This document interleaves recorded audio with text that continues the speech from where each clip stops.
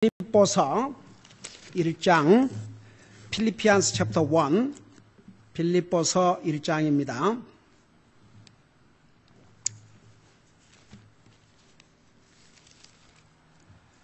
(19절에서) 21절까지 19 through 21 19절에서 21절까지 우리 같이 한 목소리 읽겠습니다. 빌립보서 1장 19절에서 21절 시작. 너희의 기도와 예수 그리스도의 영께서 공급해 주심을 통해 이것이 나의 구원으로 바뀔 줄 내가 알므로 나의 간절한 기대와 소망에 따라 내가 아무 일에든지 부끄러워하지 아니하고 항상 그러하였듯이 지금도 온전히 담대하여 살든지 죽든지 내 몸에서 그리스도를 높이고자 하나니 내게는 사는 것이 그리스도시요 죽는 것이 이득이니라. 아멘. 앉으시 바랍니다.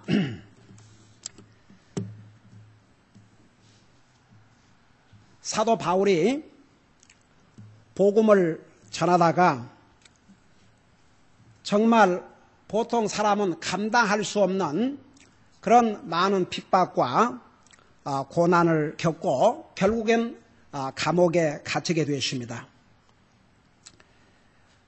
여러분, 우리 지난번에 우리 1장 12절 13절에서 그랬죠. 사도 바울이 감옥에 갇힌 몸이 됐는데 그 상황에서 어떻게 주님의 사역을 할 수 있겠는가? 그게 우리 사람의 생각이지만 여러분, 지난번에 12절에서 보면 뭐라 했어요? 그러나 형제들아, 내게 일어난 일들이, 사도 바울이 감옥에 갇힌 일들이 도리어 복음을 진전시키는 기회가 됐다는 거 우리 지난번에 공부했죠.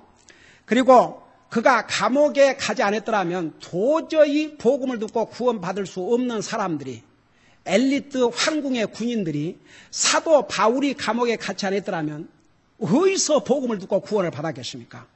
그리고 바로 이 황궁에서 일하는 관리들이 사도 바울이 황제에게 호소를 했기 때문에 그 케이스를 스타디를 해야 되는데 그 케이스가 바로 사도 바울이 전하는 복음의 내용이었습니다. 그래서 도리어 사도 바울이 감옥에 갇힌 것으로 말미암아 그 왕궁에서 일하는 황제의 신하들이 구원받는 이런 보통 사람으로서는 상상할 수 없는 일들이 일어나지 않습니까? 자, 그런 일들이 계속 일어나지만 사도 바울 자신에게는 아직도 감옥에 갇혀있는 상황이었습니다. 근데 이제 여러분 그것을 머릿속에 두시고 19절을 보세요. 너희의 기도와, 사도 바울이 감옥에 갇혀있을 때에 빌립보 교회 성도들은 얼마나 배후에서 기도했는지 모릅니다.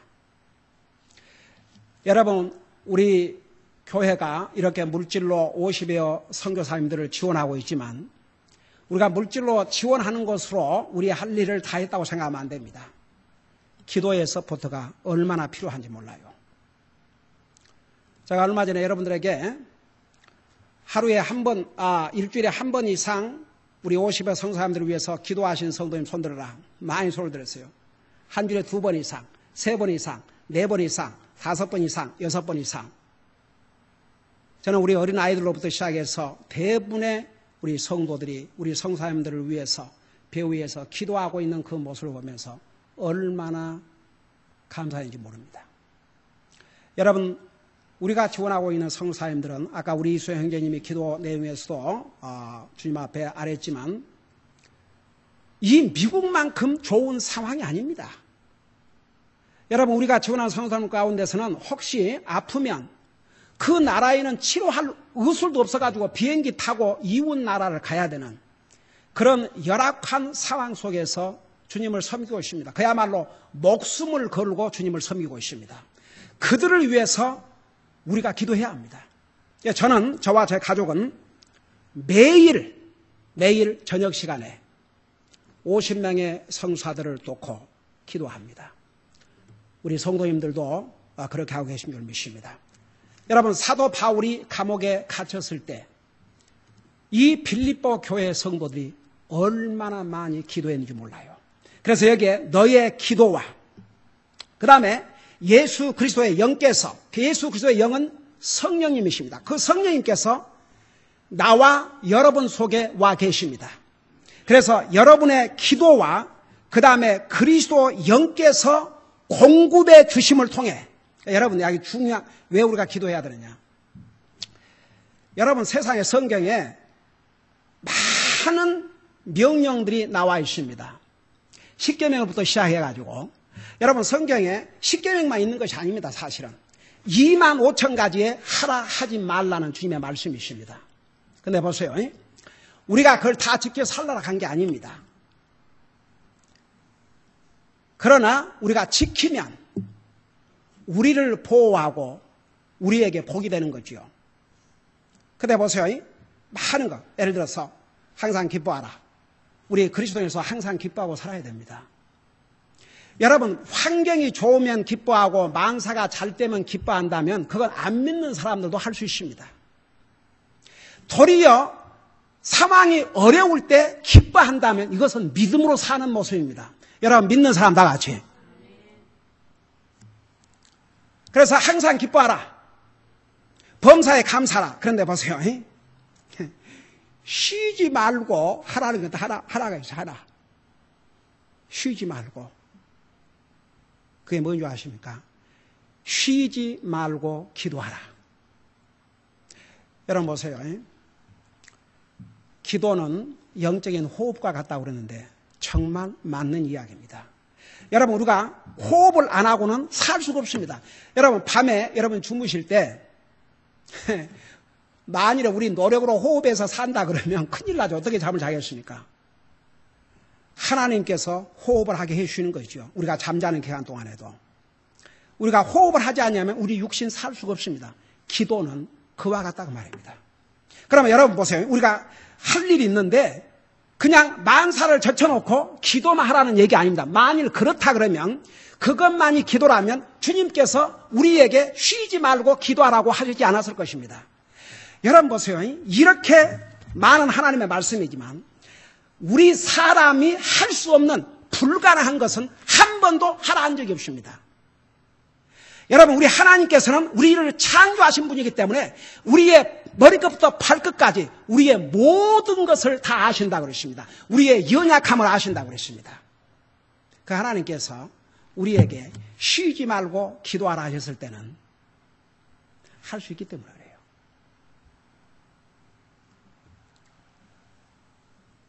어떻게 쉬지 말고 기도하느냐? 여러분 하나 물어보십시다. 분명히 하나님 말씀에 주 너희 하나님을 내 마음을 다하고 혼을 다하고 생각을 다하고 힘을 다해서 사랑하라고 그랬는데 그걸 한마디로 얘기하면 그것을 어디서부터 출발하냐? 그 첫 출발을 어떻게 사랑한다고 그랬어요?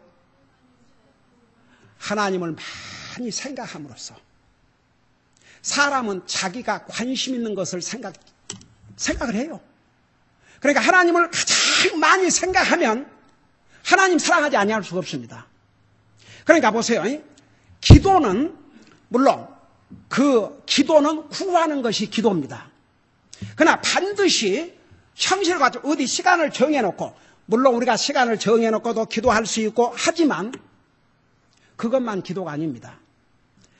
하나님과 항상 영적인 대화를 나눌 수 있습니다. 그건 언제든지 할 수 있습니다. 우리가 차 타고 하면서도 할 수 있고 일하면서도 할 수 있고 잠자는 시간 외에는 항상 할 수 있습니다. 여러분이 주님을 생각하는 그 순간 여러분은 주님과 교제를 하는 것입니다. 여러분 꼭 말을 밖으로 내내고 시간을 정해가지고 하는 것만 기도가 아닙니다. 물론 우리가 시간을 정해서 특별한 제목을 가지고 기도해야 됩니다. 그러나 항상 하나님을 생각하고 항상 하나님과의 영적인 교류는 이것이 하나님과 교제하는 기도입니다. 그러니까 보세요. 물론 그 기도는 구하는 것이 반드시 들어가야 됩니다. 기도에 구하는 것이 없으면 기도라고 할 수 없습니다. 기도에 하나님을 찬양하는 것도 있고 감사하는 것도 있고 우리의 죄를 자백하는 것도 있고 하지만 구해야 기도입니다. 그러니까 보세요. 우리는 진짜 하나님 앞에 구할 것이 너무 많아요. 여러분 우리 제가 또 하면 이것도 지워야 되기 때문에 내가 어느 성사님을 얘기 안 할게요. 우리 지원하는 성사 한 분이 감옥에 갇혔을 때 저는 사실 처음에 그 말을 들었을 때 이건 민주국가도 아니고 어떻게 이런 일이. 그러지만 여러분, 우리가 얼마나 기도했습니까? 그 결과는 감옥에서 나오는 기적을 하나님께서 베풀어 주십니다. 근데 여기에 중요한 게 있어요. 그러니까 우리 기도, 우리 구원받은 하나님 자녀가 기도한다는 게 얼마나 중요한지 모릅니다. 우리 그리스도인으로서 해야 될 5가지 한번 해보십시다. 매일 뭐 하라고요? 여러분 다 같이 해봐요. 매일 기도, 그 다음에 매일, 그 다음에 3번째, 교회 모두 모여 늦지 말고 마지막을 자냐고, 그 다음에 4번째는 소득의 11조 헌금을 드리고, 5번째는 열심히 전도하고. 이것이 기본적인 5가지과 동시에 바로 이것이 주님을 섬기는 것입니다. 매일 삶 속에서 기도와 말씀이 없으면 자신도 모르게 영적으로 약해집니다. 사탄은 이런 그리스도인들을 미혹합니다. 기도하지 않는 그리스도인들, 말씀 있지 않는 그리스도인들, 하나님의 말씀 위에 서 있지 않는 그리스도인들을 자꾸 흔들려고 합니다. 그러니까 기도해야 돼요. 근데 보세요. 우리가 기도해야 성령님께서 역사해 주세요. 여기 보면 너희의 기도와 그리고 예수 그리스도의 영께서 도우심을. 여러분, 우리가 기도할 때마다 성령님이 역사하시는 거 아십니까? 우리의 기도를 성령님이 도우신다고 했습니다. 그러니까 사도 바울이 아직은 자기가 감옥에 갇혀 있지만 빌립보 교회 성도의 기도와 그리고 성령님의 공고하심을 통해서 여기 뭐라 했어요? 이것이 나의 구원으로 바뀔 줄 내가 알므로. 그러니까 사도 바울이 감옥에 갇혀 있었지만 너희가 기도하는 그 기도와 성령님의 도우심을 통해서 내가 반드시 내 현재 이 모습이, 내가 감옥에 갇혀있는 모습이 구원으로 바꿀 줄을 내가 안다고 하는데, 잘 들어보세요. 여기에 구원은 영원 구원을 얘기한 게 아닙니다. 우선 사도 바울이 감옥에 갇혔지만 빌립보 교회 성도들이 그를 위해서 기도하고 에바브로들을 파송해서 그때 당시에 여러분 생각해봐요. 800마일을 그때 비행기 타고 가는 시절이 아닙니다. 그 먼 곳을 에바브로더가 그 헌금을 가지고 사도 바울에 필요한 것을 공급해 주기 위해서 가다가 열병이 들어서 거의 죽게 됐다고 그러지 않습니까? 그게 빌립보 교회 성도들의 사랑이었습니다. 그러니까 그 기도와 성령의 공급하심으로 인해서 우선 사도 바울이 감옥에 갇혔지만 절망감에서부터 구원을 받았어요. 도리어 그 감옥에서 힘과 용기를 얻고 아까 우리가 12절에서 본 대로 복음이 더 확산되고 밖에 있는 많은 그리스도인들이 사도 바울이 감옥에 갇혔음에도 불구하고 거기에 굴하지 않고 그곳에서 쇠사슬에 묶여서도 그와 묶여있는 군인들에게 복음을 전하고 조금도 두려워하지 않냐고 담대하다는 소식을 듣고, 여러분 빌립보서 1장 19절에 뭐라고 1장 14절에 뭐라 했습니까? 주 안에 있는 형제들 가운데 많은 이들이 내가 결박당한 일로 인해 확신을 갖게 되어 두려움이 없이 말씀을 더욱 담대히 말하게 됐다고 그랬습니다. 그러니까 사도 바울이 감옥에 갇혀 있었지만 우선 그 빌립보 교회 성도들의 기도와 성령님의 도우심으로 절망과 낙심 중에서 구원을 받았어요. 여러분 보세요. 우리가 영혼 구원은 한 번 받습니다. 그러나 여러분 많은 그리스도인들이 구원받은 하나님의 자녀가 됐지만 아직도 세상에 얽매이고 이런 일에 얽매이고 저런 일에 얽매이고 쇠사슬에 묶여서 사는 자유스럽지 못한 그리스도인들이 얼마나 많이 있는 줄 아십니까? 그리스도인이라고 그러지만 여러분 많은 진짜 이제 가짜가 아니고 진짜 구원받은 하나님의 자녀라고 하면서도 어려운 일이 있으면 기도하는 게 아니라 한숨은 쉬고 걱정을 하면서 기도를 안 한다. 그럼 바로 거기에 자기가 묶이는 거죠. 여러분 기도는 성령님이 역사하시도록, 그러니까 기도는 우리 파트입니다. 그리고 성령님이 역사하십니다. 우리가 기도하면. 그래서 사도 바울이 우선은 절망과 낙심된 그런 상황에서부터 자유함을 도리어 누렸고, 또 한 가지는 사도 바울이 진짜 그 감옥에서 풀려날 것이라는 그 기대감보다는 두 가지. 내가 이 감옥에 있지만 분명히 여기도 하나님의 뜻이 계시고 이곳에서 하나님께서 이루시고자 하는 그 사역이 있을 것이다. 그 일에 충실을 했고, 두 번째 보세요. 실제로 그 육신이 지금 세살에 묶여 있지만 그가 만일 죽으면 그 순간 그를 얽매인 모든 사슬과 염려와 이런 모든 것으로부터 완전히 해방을 받고 주님 앞에 가버리니까 그 정말 이제 그가 받은 구원이 하늘나라로 영원히 옮겨지는 거죠. 그러니까 사도 바울은 아직 육신적으로 세살에 묶여 있었지만 그는 빌립보 교회 성도들의 기도와 성령님의 성령님의 그 공급하심으로 말미암아 뭐라 하십니까? 나의 이것이 내가 세살에 묶인 것이 구원으로 바뀔 줄 내가 안다 그러십니다. 여러분, 그러니까 보세요. 우리가 아무리 힘들고 어려운 상황이 있다 할지라도 우리가 하나님 앞에 기도하고 성령님이 도와주시면 아무런 걱정할 필요가 없습니다. 여러분 보세요. 항상 사탄은 근심하고 낙심하고 그러다 보면 불평하고 원망하고 그런 그리스도인을 공격을 합니다. 그러니까 우리 믿는 사람들은 항상 어려울 때 기도하고 성령님이 도와주셔요. 다 같이 믿습니까? 그래서 그 성령님을 다른 말로 성경이 뭐라 하십니까? 헬퍼, 우리를 도우신 분이라고 그러십니다. 그러니까 항상 우리가 기도하면 성령님께서 우리를 도와주신다 이 말입니다. 여러분, 그래서 우리 기도가 얼마나 중요한지 몰라요. 그리고 나서 2절에 뭐라 하십니까? 나의 간절한 기대와 소망에 따라 내가 아무 일에든지 부끄러워하지 아니하고 항상 그러하였듯이 지금도 온전히 담대하여 살든지 죽든지 내 몸에서 그리스도를 높이고자 하나니. 여러분, 여기 20절에는 사도 바울의 삶의 목표가 분명히 나타나 있습니다. 그 삶의 목표가 뭐냐 그러면 살든지 죽든지 내 몸에서 그리스도를 높이고자 한다. 그것이 사도 바울의 목표였습니다. 삶에. 자, 이걸 구체로 설명하면 보세요. 지금 사도 바울은 현재 감옥에 갇혀 있습니다. 이 빌립보서를 가리켜서 사도 바울이 로마의 감옥에 갇혔을 때 여러분 보세요. 얼마나 많은 일을 했는지 몰라요. 도리어 감옥에 갇혀 있었는데 그곳에서 그 군인들에게 복음을 전하고 궁궐에 일하는 사람들이 복음을 듣고 구원받고 그리고 이 감옥에서 얼마나 많은 성경책을 성령의 감동으로 받아 기록했습니까? 바로 이 빌립보서가 그 많은 바울 서신 가운데 한 권이 옳시다. 그래서 이 빌립보서를 옥중서신이라고 합니다. 그러니까 사도 바울이 아직도 감옥에 갇혀 있기 때문에 그가 감옥으로부터 풀려날지 순교를 당할지 확실하지 않았어요. 한 가지 분명한 것은 보세요.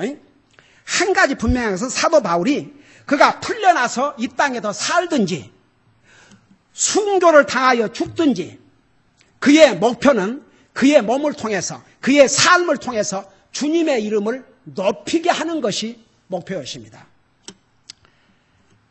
여러분 보세요. 이것이 우리 입장에 보니까 나의 간절한 기대와 소망이었다고 그랬습니다. 그러니까 사도 바울은 자기가 감옥에 갇혀 있다가 순교를 당하든 사도 바울이 다시 풀려나든 어떤 모습이 되든 결국은 자기 몸을 통해서 자기 삶을 통해서 주님 앞에 영광을 돌리고 주님의 이름을 높게 드리는 것이 사도 바울의 목표였다고 말입니다.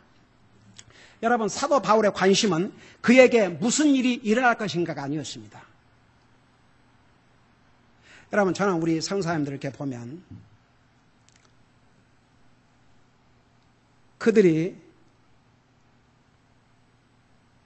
이 미국, 그래도 아직도 지구 땅에서는 미국이 가장 좋은 나라라고 그러고 세계에서 미국을 이민 오려고 그래요. 아직도.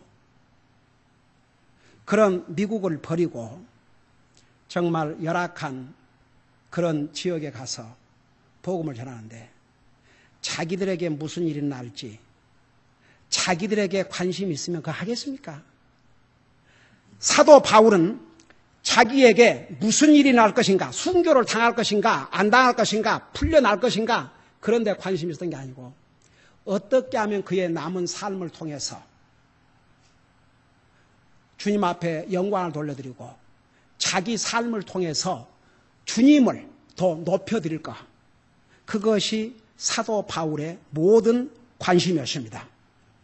만일 그가 살아남으면 계속 주님의 복음을 전할 것이고, 그가 순교를 당하면 도리어 그의 순교를 통해서 주님의 이름이 더 존귀함을 받을 것이라는 것을 확신했습니다.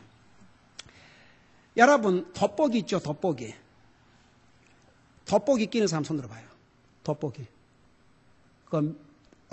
매그니파잉 글래스. 그거 끼면 어때요? 글씨가 잘 자란 게 크게 보이죠?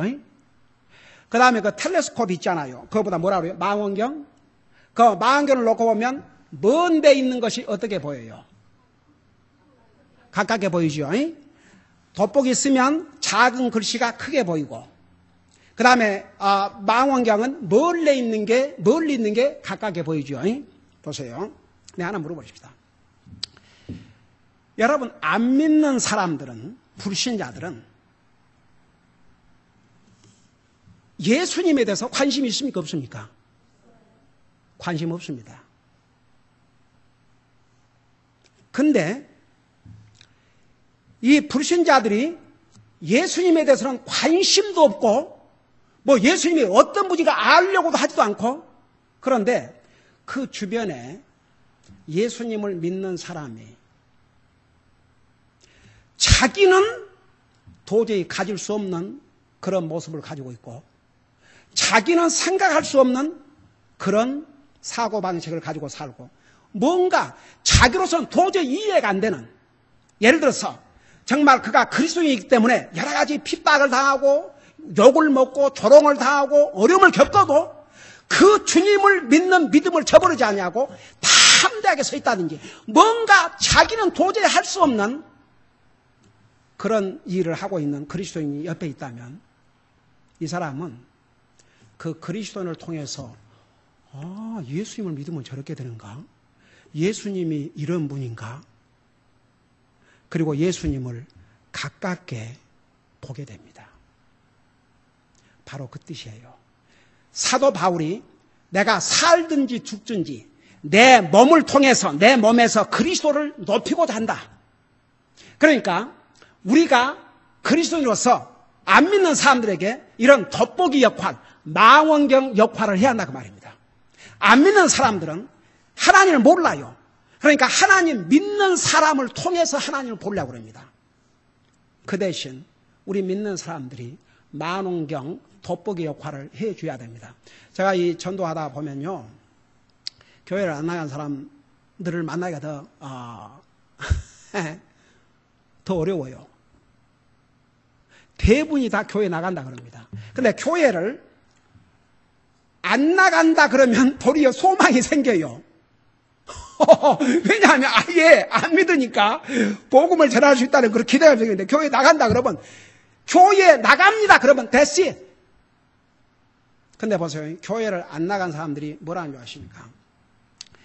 그럼 교회를 한 번도 안 나가봤습니까? 그러면 한 번도 안 나간 건 아니지요. 그럼 나가봤습니까? 나가봤대요. 근데 왜 안 나가십니까? 그러면 뭐라는 줄 아세요? 우리 아이들은 나하고 전도 다니면서 다 들은 얘기예요. 교회 다니는 사람 보면 교회 맨날 싸움이나 하고 있고,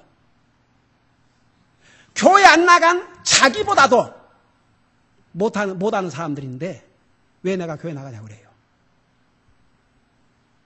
여러분, 그 사람들은 바로 교회 나간다, 하나님 믿는다 그러면서 안 믿는 사람들에게 하나님을 높이는 것이 아니고 도리어 하나님의 영광을 가리우고 하나님을 욕되게 하고 자기들로 인해서 하나님도 믿지 못하게 만드는. 그러니까 보세요. 우리는 정말 구원받은 하나님의 자녀들로서 우리의 삶의 목표가 분명해야 됩니다. 정말 내 삶을 통해서 다른 사람이 예수님에게 관심도 갖지 않은 사람이 예수님에게 관심을 갖기 시작하고 예수님을 가까이 보고 예수님을 크게 볼 수 있는 그 역할을 우리가 해야 됩니다. 여러분, 그러기 위해서는 내가 하나만 얘기하고 마칠게요. 여러분 보세요. 20절에 나의 간절한 기대와 소망에 따라 내가 아무 일이든지 부끄러워하지 않냐고. 여러분, 사도 바울은 그의 간절한 기대와 소망이 감옥에서 나가는 게 아니고 자기가 거기서 순교를 당하든 밖으로 나가든 자기의 삶을 통해서 자기의 몸을 통해서 그리스도가 존귀하게 되고 그리스도가 크게 보이는 것이 그분의 목표였습니다. 그것이 그분의 간절한 기대와 소망이었습니다. 여러분, 우리도 이런 기대와 간절한 소망을 가져야 됩니다. 내가 정말 이렇게 살면 그 결과가 어떻게 될까? 내가 이렇게 살면 그 결과가 어떤 결과로 돌아올까? 그런 기대와 소망을 가진 사람만이 정말 자기의 삶을 통해서 주님을 크게 하려고 애를 씁니다. 그 다음에 하나만 더 하고, 두 번째 뭐라? 아무것도 부끄러워하지 않냐고. 제가 이 말씀을 마칠게요. 여러분, 정말 구원받은 하나님의 자녀들은 다른 사람에게 전도해야 된다는 거 알아요, 몰라요? 세상에 그걸 모르는 진짜 그리스도인은 없을 것입니다. 근데 왜 많은 그리스도인이 전도하지 않습니까? 왜 자기 주변에 가까이 늘 보는 사람에게 전도자 하나를 제대로 안 전해줍니까? 왜 그런 줄 아십니까? 왜 자기 가족, 일가, 친척, 친구들에게 왜 복음을 안 전하는 줄 아십니까? 왜 안 전해요?